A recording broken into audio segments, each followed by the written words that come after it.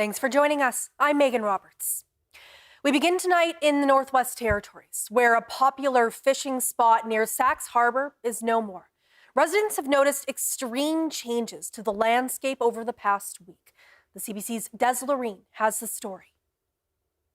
Sax Harbor residents are grappling with drastic changes to a nearby lake. A traditional fishing area near their community has drained out.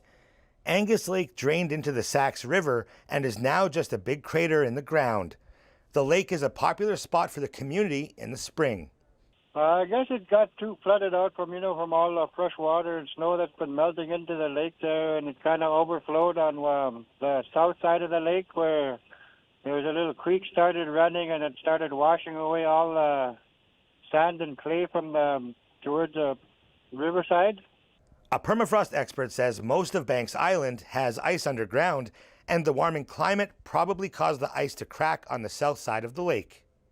What's a bit unusual in this case is that Angus Lake is not on the coast, it's inland on the Sax River, and drainage has happened from the lake into the river itself. Lefkowitz says more ice will melt, but it's hard to predict where and when, but that the lake is not likely to come back. Des Loreen, CBC News, in Nunavik. The Nunavik Health Board says there are no budget cuts to the organization, and it was all a misunderstanding. Funding was a concern listed in an open letter last month by Nunavik's 14 mayors. It highlighted their community's fights against tuberculosis. Despite the mistake, health workers say there's still not enough being done. Samuel Watt has the details. In the face of a possible third year of record tuberculosis cases, Nunavik's 14 mayors called on Quebec to declare the disease a public health emergency. They also alleged there were budget cuts to the health board and demanded they be reversed, but I can say today we did not have any cutbacks on funding. Jennifer Munnick-Watkins, the Health Board's executive director, says her team missed a meeting with mayors in April, and that's when a miscommunication happened. To make sure there is no misunderstanding and we have more open communication, we will have more meetings again. Quebec's health ministry says funding for Nunavik is actually being indexed up. However, nearly half of Nunavik's communities have outbreaks, and infectious disease workers like Jessica Huard say the current funding is not nearly enough. People are often need to be isolated or flown away from their communities for either for testing or for isolation. They're separated from their family, from the land. So this can be deeply distressing. Earlier this year, the Health Board tried to get 700 test kits for TB and mucus. The province says it didn't receive a request for testing kits, but the Health Board says there is no specific funding for TB and asked for kits from the National Microbiology Lab in Manitoba. The Ministry of Health has a responsibility for ensuring, again, accessibility, quality, and continuous care in Quebec, including Nunavik. As for declaring a health emergency, Quebec's Assistant Deputy Ministers for Public Health say they're holding off on that. That's because the Health Board is developing an action plan, but they say they'll reassess the situation if needed. Samuel Watt, CBC News, Iqaluit. The first set of barges in 2 years should be arriving in Tulita NWT on Friday. The 5 barges being towed down the Mackenzie River are carrying fuel and 300 tons of dry goods. After Tulita, they'll stop at Norman Wells and Fort Good Hope. The Marine Transportation Service website says July 9th was the cutoff date for getting cargo on a second set of barges, but there's actually still a few more weeks to make those barges. When we planned the first trip, we were unsure when the second trip was going to be, of course. So, I mean, you have to pick a date that you're comfortable with, and if in fact we were able to make the first trip faster, then the second trip, of course, would be sooner. Kamsel says the second set of barges can't leave until the first ones return. He says there's still no guarantee there will be a second sailing. Kamsel says that will hinge on whether water levels hold up. If they do, the second set of barges is scheduled to leave Hay River on July 26th. In the Yukon, the Kwanlin First Nation is calling for immediate changes at the Whitehorse Dam. A hearing into Yukon Energy's plan to relicense the facility for 20 years continues today. Kwanlin says too many gaps remain in the project. That includes ramping rates or when water levels fluctuate downstream. These fluctuations are known to impact fish, including salmon. The First Nation says ramping rates aren't well tracked and reported. Kwanlin supports a 20-year license term, but its technical team says the status quo has to change. We are calling for a regulatory framework that manages information in a way that enables real trade-offs and real improvements to be made, effectiveness to be measured transparently. Most critically, this means immediate action towards improving upstream fish passage this year and downstream passage next year. This can't wait for a Fisheries Act authorization to be initiated by the proponent, and it can't be managed by the proponent alone. Kwanlin says traditional knowledge needs to be better incorporated. The First Nation says mitigations will fail without it. If you follow wildfire updates in the NWT, you may have raised an eyebrow at some of the language used to describe different wildfire situations, like mentions of values, spot fires, or complexes. To break it all down, here's Sarah St. Pierre. It's wildfire season in the Northwest Territories. In the height of the season, the territorial government sends out daily fire updates. We use these updates in our reporting, along with what we hear from the affected communities. A lot of the words used to describe wildfire response are very specific, like mopping up or values. And what's actually an out-of-control fire? Is it always dangerous? Let's break down some of the key terms. After a wildfire is detected, the first step is to assess what sort of fire it is. Most fires in the Northwest Territories are caused by lightning. You might get ground fires burning in the forest floor, surface fires that burn on low vegetation, like shrubs and grass, and crown fires that burn at the top of the trees. Wildfire complexes, or wildfire complex, is the term used to describe some of the most complicated fires. Wildfire complex is when we've got multiple different wildfires being managed by the same team. Often that's tied to a common geographic area, so you can better use resources. You might also hear about spot fires. Those happen when the wind carries embers and a new fire starts ahead of an existing one. The footprint of wildfires is measured in hectares. 1 hectare is the equivalent area of 100 meters by 100 meters. Think of it this way, about the size of 1.5 soccer fields, or the multiplex in Yellowknife. 100 hectares is a square kilometer. If we use the numbers from the latest census, the land area of Yellowknife is just over 1,000 hectares, but that extends well beyond the city center. So let's say the authorities have identified a new fire. They then decide on their response. Well, every fire in the Northwest Territories receives some sort of response, even if it's a response where we allow nature to run its course to monitor it. Monitoring makes sure that fires aren't getting too close to what NWT Fires calls values.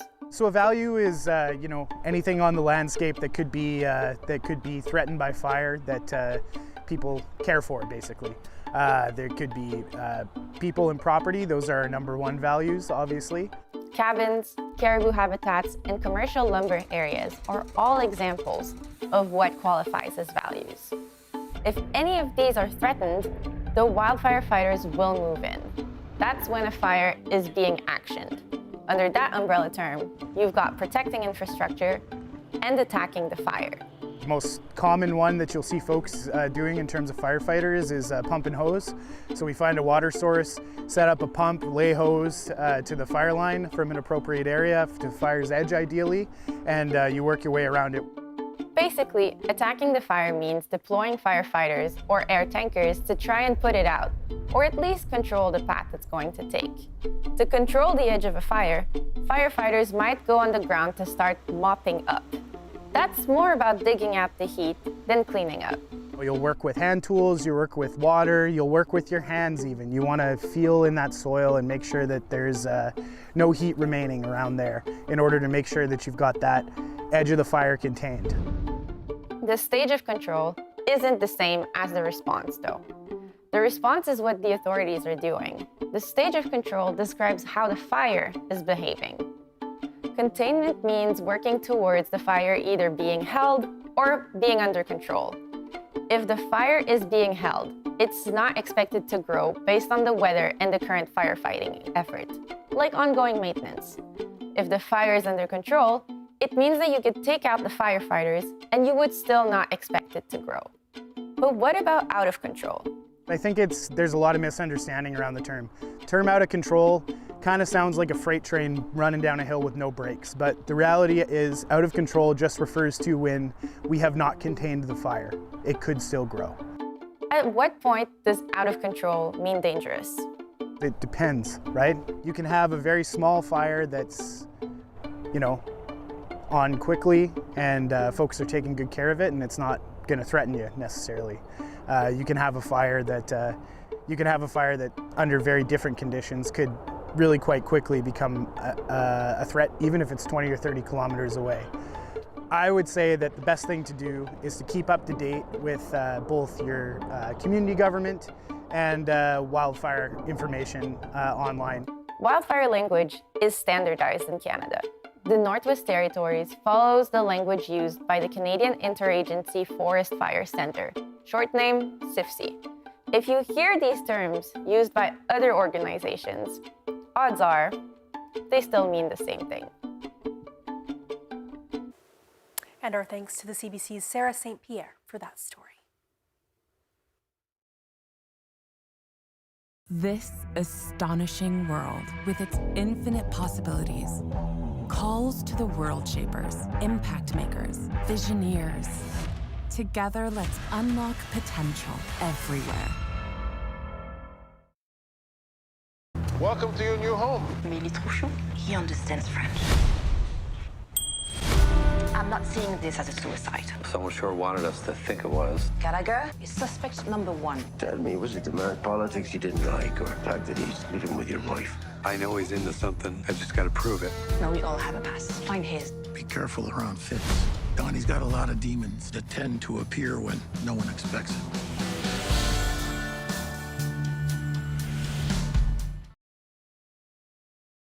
New year, new school, new uniform. High school was a chance at reinvention, a whole new me. Who to join? Jocks?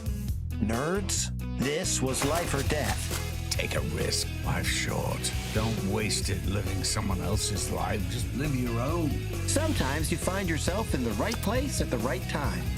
And if you're there with the right people, well, it doesn't get any better than that. I brought a few friends along with me today. 3, 2, 1. Mom, you're embarrassing me in front of the dragons. Take me home, James. Full of surprises here on The Den. Dragon's Den. Watch free on CBC Gem. 12 of Britain's best amateur bakers have made it to the tent. This is an absolute dream. Every inch of their baking skill will be scrutinised. Lovely jubbly. Those that falter will leave the tent. One wrong move and it's over. You want a game? Bring it on. Go, go, go! Oh my God! We need help out there. Yeah, we'll come for you. This is it! Canada's ultimate challenge.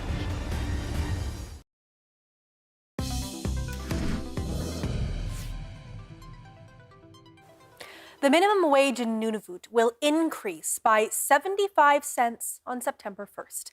The new hourly rate in the territory will be $19.75. Nunavut's Justice Minister says the rate will now be reviewed once a year.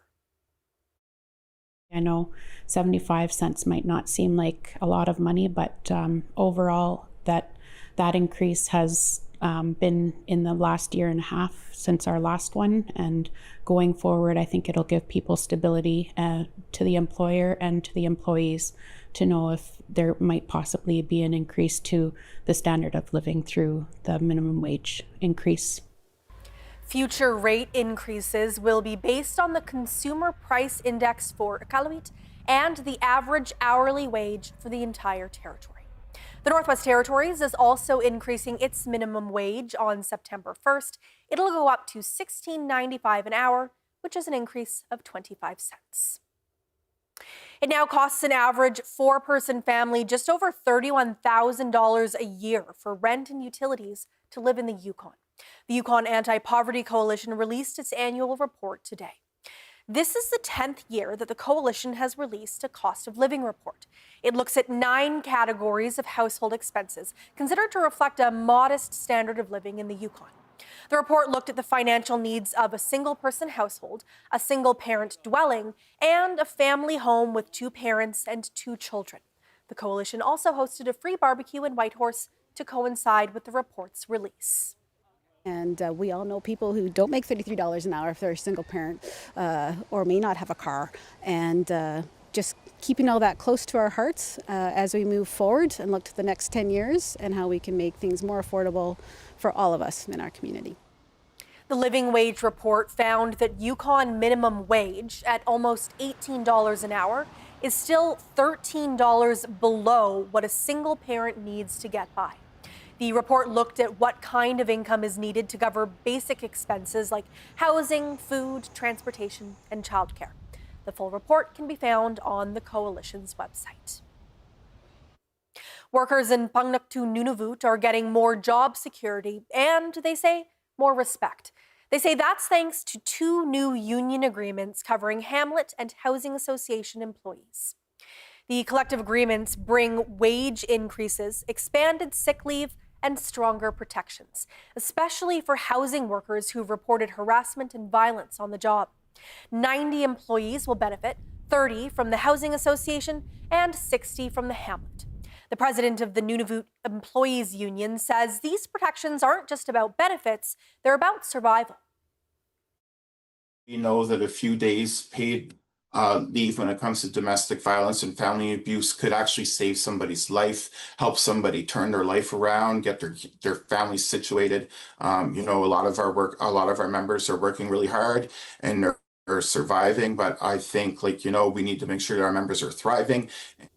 One of the biggest changes is that casual employees will automatically become term workers after 6 months. Term workers will then become permanent after 18 months. Rashawn says this kind of employment security should be standard across Nunavut. So far this year, the NEU has ratified 8 collective agreements, with more expected in the months ahead. The changes for Pungnuktu workers took effect last Friday. Canada's Minister of Northern and Arctic Affairs says there's a well-established vision when it comes to northern development.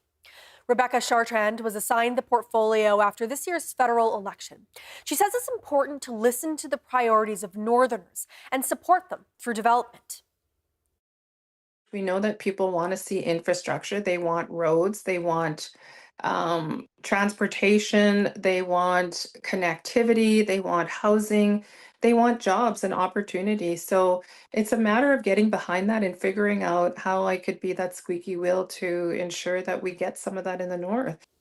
Chartrand also says it's important for different departments to work together to make that happen. The pledge by many Canadians to boycott US goods and travel is still strong. It's been 5 months since Donald Trump started his trade war and threatened to annex Canada. Sophia Harris looks at the staying power of the Buy Canadian movement. Here you go. It's shaping up to be a record sales year at this Ottawa gift shop, where almost every item is entirely made in Canada. Hot sellers include patriotic chocolate bars. It's been really popular. And this Elbows Up t-shirt. It's really just a classic shirt you might want to wear out and about. U.S. President Donald Trump began to anger Canadians back in February by launching a trade war and recommending Canada join the United States. I think Canada is going to be a very serious contender to be our 51st state. That sparked a boycott of U.S. goods, so sales here soared and continue to do so, up 80% year over year. It's like a big hug from your neighbors across the country saying, we're in this together and we're going to protect our country. Boycotts often wane over time, but the Buy Canadian movement remains strong. It's something that has persisted. We've seen about 40% of small businesses say that they've seen increased sales in Canadian and locally made products. For explicitly political reasons, I have been avoiding American products as much as I can. I just got to do the best that I can to support Canada right now. Many Canadians also continue to avoid U.S. travel. The number of times Canadians visited the U.S. in June compared to last year declined by 22% for air travel and by 33% for land travel. People are still traveling. We're just seeing less people traveling to the U.S. and more people traveling to places like Europe. Part of the reasons why boycotts can be sustained is media attention. This marketing professor says the boycott largely lives on because Trump is constantly in the news. Canada is a very tough country to deal with. It's got some staying power. When Trump calls us the 51st state as a deliberate insult, it is amplified on social media. And so he's actually keeping it top of mind. He's keeping the boycott going. The question now, just how long will the U.S. boycott last? The answer may be up to Trump. Sophia Harris, CBC News, Toronto. Nunavut's premier says it's been the honor of a lifetime to serve his people, but it's time to pass the reins to the next leader. TJ Deer has more on the premier's recent announcement. PJ Akiagok is the 6th premier of Nunavut. He announced on Tuesday that he won't seek re-election in the territorial election this fall. Akiagok says Nunavut has a rich history and that he spent the last 4 years building the foundations for the territory's future. We're seeing the igloo or the Nunavik being built, and it really takes every block to build that foundation. And I think the last 4 years we've really put some blocks to continue to build towards that igloo. But the next government will continue to build upon really the hard work of many people even before us that have worked so hard here. Giving her reaction earlier today, Deputy Premier Pamela Hakungat-Gross acknowledged that there are still a few months left in the current assembly. It's so far been really great to work with our colleagues across the board, from Executive Council to the MLAs and everyone that works with us. And I know sometimes these decisions are really hard, but we all respect his decision. Gross said she plans to run again as the MLA for Cambridge Bay.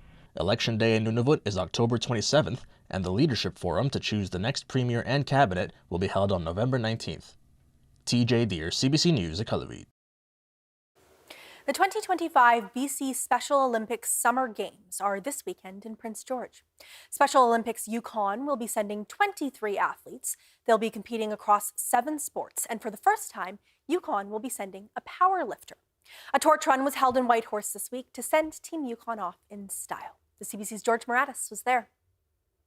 Well, it's the law enforcement torch run final leg run in commemoration of our Special Olympics Team Yukon going to Prince George for the provincial games. So the law enforcement torch run basically is a collection of first responders and law enforcement officials, so the RCMP, corrections, bylaw, etc., get involved every year to raise awareness and funds for Special Olympics Yukon. Oh, it's looking pretty good. We got 38 people, athletes, coaches, and mission staff going, and 7 sports, which is our largest team ever to go to provincial games. And we're excited. New this year for us is powerlifting. So Brandel Bruno, who is also going to be running with the Torch Run folks today, is our first ever powerlifter for Team Yukon at provincial games, and if he qualifies, on 2 national games next year. 4, 3, 2, 1. What are you striving for this weekend in Prince George? PRs for all. Try to. How much weight is that? Bench is 205, squat is 330, and deadlift is 320. 320? Yeah. What's that feel like? Hard. I started off with help. My brother was helping me, and then I got into powerlifting by him. What about this weekend? Like, are you nervous? Are you excited? Or I'm excited. Lots of years of work. He's been lifting since about 2016. Got into powerlifting around 2018. And we've had a personal coach. And then when he got into Special Olympics, they put him in their program. He's been lifting. He also competed himself, not Special Olympics, in 2019. I think for him, it's been really great. He's made friends, gives him something to do like each week, and then the competition, something to train towards. And in the winter, he's also in curling. So he's busy with Special O all the time, and golf. So we've got golf tonight. And our thanks to the CBC's George Moratis for that story. Can't wait to see how those athletes do. 4 Nunavut received King Charles medals on Wednesday in Iqaluit in front of Governor General Mary Simon. It was part of Nunavut Day, which commemorates the passage of the Nunavut Land Claims Agreement and the Nunavut Act. NTI President Jeremy Tunraluk and Nunavut Commissioner Eva Ariak presented the medals. Now, let's take a look at the weather.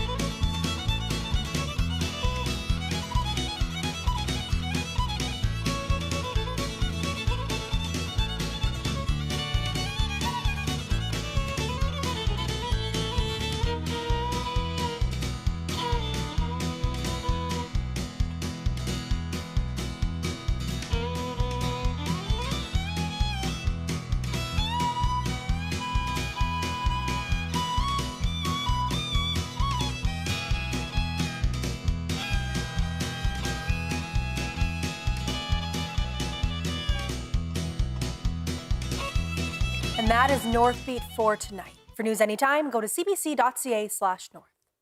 Thank you for watching. I'm Megan Roberts. Have a good night.